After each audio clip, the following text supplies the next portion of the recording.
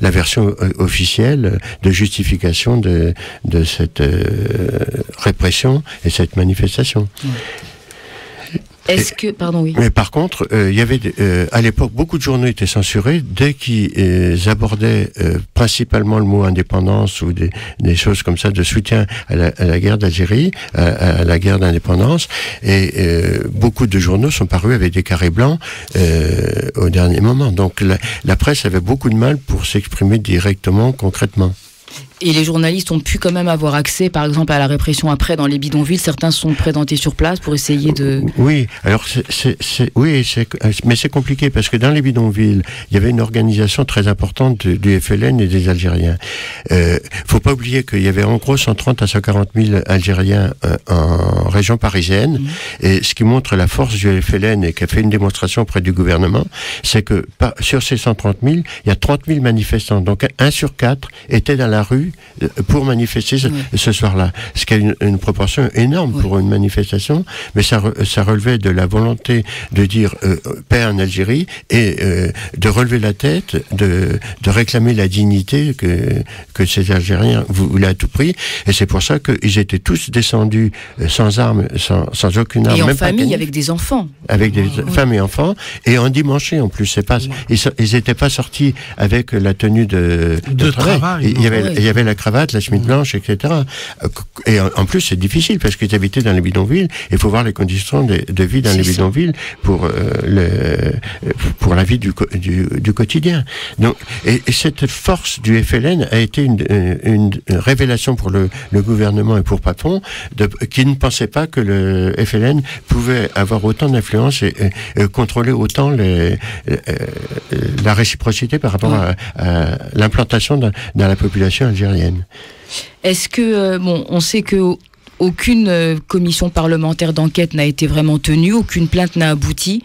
Est-ce qu'on peut parler d'un choix de l'oubli, ou est-ce que, par exemple, on peut dire, même si ça va paraître très choquant, que cet événement du 17 octobre a été occulté par d'autres, comme par exemple celui de le massacre de la rue d'Isly ou Charonne, le massacre de Charonne, qui a fait dire, entre autres, au monde, les Français ont choisi entre les morts. Parce que c'est vrai que, voilà, après, est-ce que c'est une histoire de couleur de peau, j'en sais rien.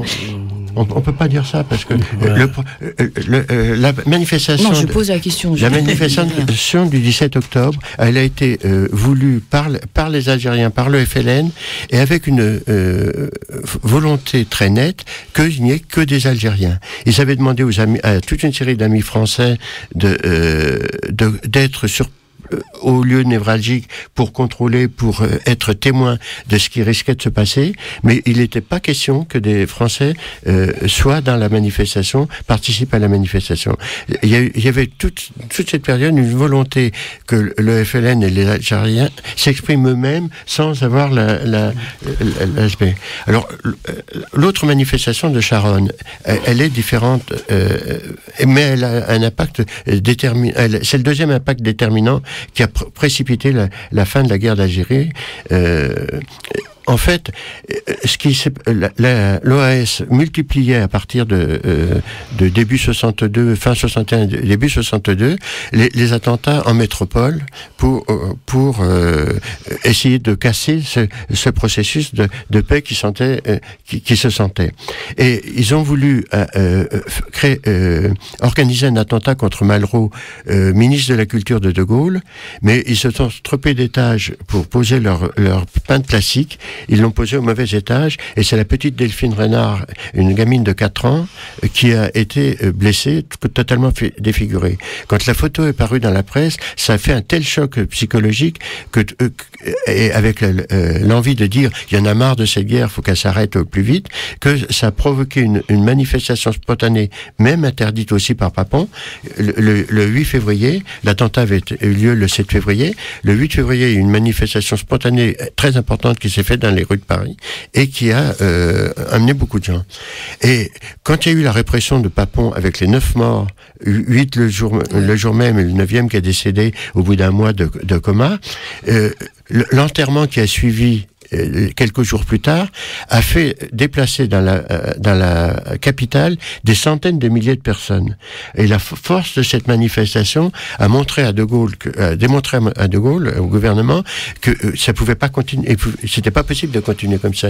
Et donc, un mois après, il y a eu les accords d'Évian qui ont été signés. Oui, jusqu'à maintenant, on se pose la question, est-ce qu'une date peut éliminer une autre?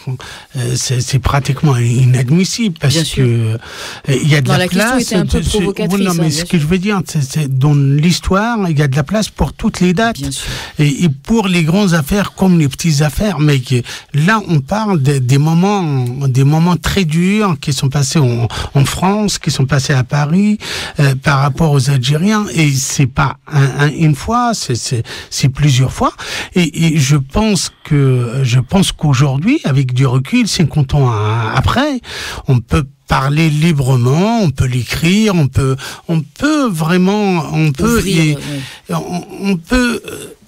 montrer à nos enfants qu'est-ce qui s'est passé.